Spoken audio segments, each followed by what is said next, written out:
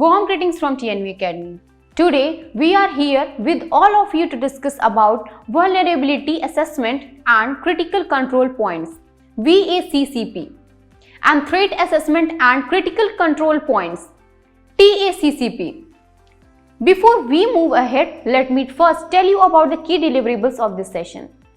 At the end of this session, you will be able to understand what is VACCP, what is TSP, how do TSCP and VSCCP work, TSCP Risk Assessment Process, VHCCP Risk Assessment Process, difference between TSCP and VSCCP, where would TSCP and VSCCP be used, and what are the benefits of TSCP and VSCCP.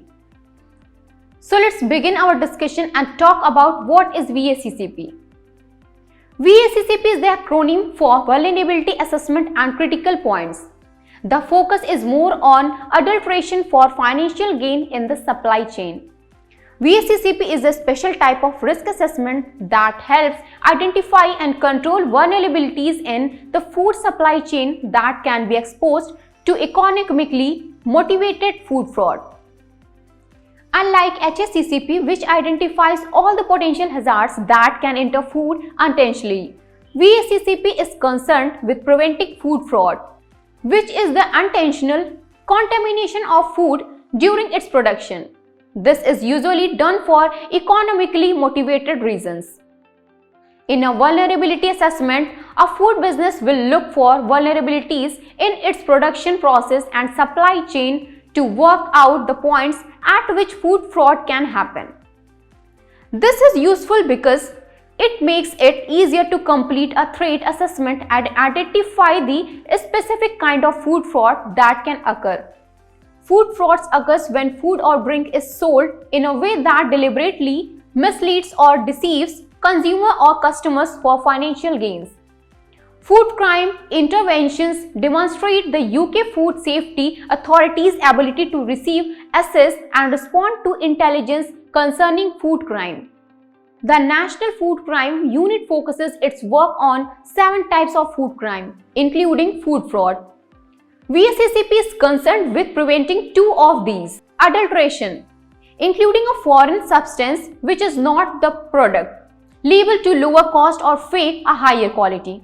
Substitution, replacing a food or ingredient with another substance that is similar but inferior. Now let us talk about what is TSCP. TSCP is the acronym for Threat Assessment and Critical Control Points. This is all about food defense and the focus is on food tampering, intentional adulteration or contamination of food. TSCP builds upon the existing processes of HACCP, ensuring the food safety of food products. HACCP is about managing food safety hazards in the food chain. TSCP aims to protect food products from deliberate contamination with the intention to cause harm behaviorally or ideologically motivated. TSCP implementation involves thinking like a potential attacker and examines vulnerability, likelihood, opportunities and an appreciation that intentional contamination requires human intervention. TSCP helps to proactively identify and manage control points in the supply chain that can be at risk of intentional contamination.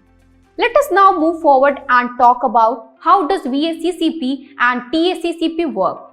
Both TSCP and VSCCP use the same risk management approach, but there are subtle differences between the two. Threat assessment and critical control point. TSCP helps food producers identify weak points in their supply chain and processing activities that may be open to intentional and malicious attacks. The TSCP protocol focuses on tampering, intentional adulteration of food and food defense. In most cases, TSCP should be a team activity, as that is the best way to bring skills, especially people manage skills together. For many small businesses, the team approach is not practicable and it may be the job of one person. The TSCCP team should modify and TSCCP process to best meet its needs and adapt it to other threats as necessary to deal with 4 underlying questions. Who might want to attack us? How might they do it? Where are we vulnerable? How can we stop them? The aim is to minimize the chances of loss of life, ill health, financial loss, and damage to business reputation that an attack could cause. TSCCP cannot stop individuals or organizations from claiming that they have contaminated food, but it can help judge whether that claim is likely to be true. Any such claim, if judged to be credible, and any actual incident should be treated as a crisis. The organization needs to take steps to keep operations running and to inform those involved. We will now move ahead and talk about the TSCCP risk assessment process. TSCCP risk assessment might follow this process. Identify specific threats to the business. Assess the likelihood of an attack by considering the motivation of the prospective attackers, the vulnerability of the process, the opportunity and the capability they have of carrying out the attack, and the certainty of information on which the assessment is based. Assess the potential impact by considering the consequences of a successful attack. Judge the priority to be given a different threats by comparing their likelihood and their potential impact. Prioritize threats based on risk and communicating such as prioritization across trading partners for shared risk acceptance. Decide upon proportionate controls needed to discourage the attackers and give early notification of an attack. Maintain information and intelligence system to enable revision of priorities. Let us now discuss about the VSCCP risk assessment process.